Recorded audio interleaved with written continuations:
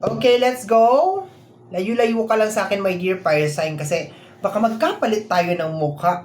Ay, naku naman talaga. Oo, talong-talo ka, my dear.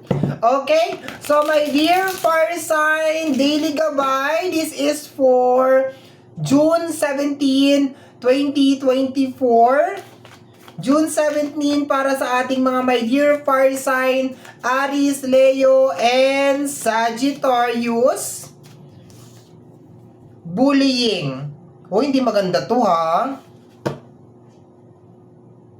Sabi dito, embarrassment, gossiping. Ay, baka chinichismis ka. Okay. May nagkakalat na naman ng maling balita, my dear Aries. May naninira na naman. Siguro boring na naman ang buhay. Ano? Kaya ikaw na naman ulit ang nakita. Kasi sabi dito sa baba, gossiping. Ayan o, sa baba kasi dito merong mga maliliit na words. Okay, embarrassment, gossiping, at saka unwillingness. Okay, pero pakiramdam ko, yung energy ng bullying, my dear, is more on dinadaan sa pagkakalat ng mga maling balita, mga ganon. So, nandun yung energy, my dear. Tingnan natin, ha? Kasi 3 oracle cards to, my dear. Ayun na. The timing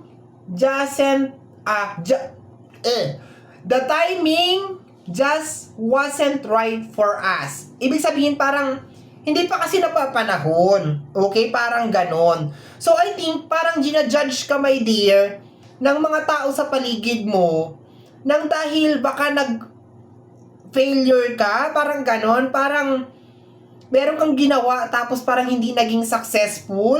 So, parang pinagtatawanan ka siguro or parang ginajudge ka. Pero ang sinasabi lamang dito, my dear, hindi pa kasi tamang panahon. Ibig sabihin, baka hindi pa talaga ito yung tamang panahon para ma-achieve mo yung isang bagay. Ang nagpasama, my dear, sa June 17 is yung mga tao na parang ginagawang big deal. Itong, sabihin na natin, failure mo o itong pagkakamali mo. Okay? So, ikinakalat nila, my dear, na parang, tingnan mo, pumalpak siya, parang ganun, tingnan mo, kasi ganyan-ganyan, kasi ganun-ganun. Parang inuhusgahan kanila kasi hindi mo na-accomplish yung isang bagay. Eh, di sila na. Sila na, ang perfect. Okay. So,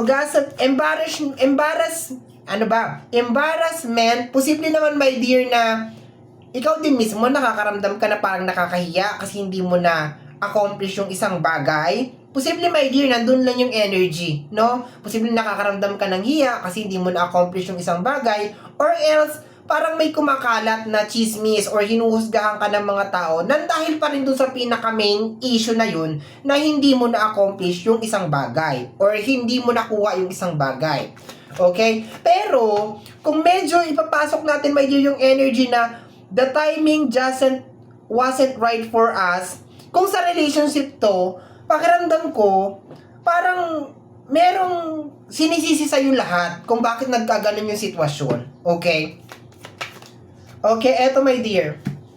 You are so very special. Okay? So, sinasabi, my dear, ng universe na you are special. Nagkatagpo lang, my dear, na hindi pa talaga napapanahon para ma-achieve, my dear, yung bagay na gusto mong mangyari.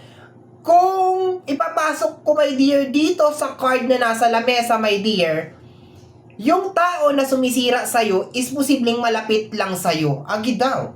Diba? Yung tao, my dear, na nagpapakalat or naninira sa'yo or hinuhusgahan ka is somebody na malapit lang sa'yo. Pero sinasabi dito, my dear, sa mas malalim pa na energy, my dear, na if just in case meron man mga failure na mangyari, my dear, sa June 17, hindi ibig sabihin na hindi mo makukuha yon. It is just hindi pa talaga siya napapanahon, and just keep on trying, diba? Try ka lang ng try, at kahit anong marinig mo sa sasabihin ng ibang tao or kahit anong ipag-ikalat nila or husgahan ka man nila, my dear, hindi ka talaga nila kilala at hindi nila alam kung anong pinagdadaanan mo. Hindi nila alam kung anong totoong kwento dahil ikaw naman, my dear, ang nandoon talaga sa sitwasyon na yon. Kaya huwag kang makinig sa kanila, huwag kang maniwala sa kanila, and just keep on trying. Ganon. Yun lang, my dear. Bye-bye.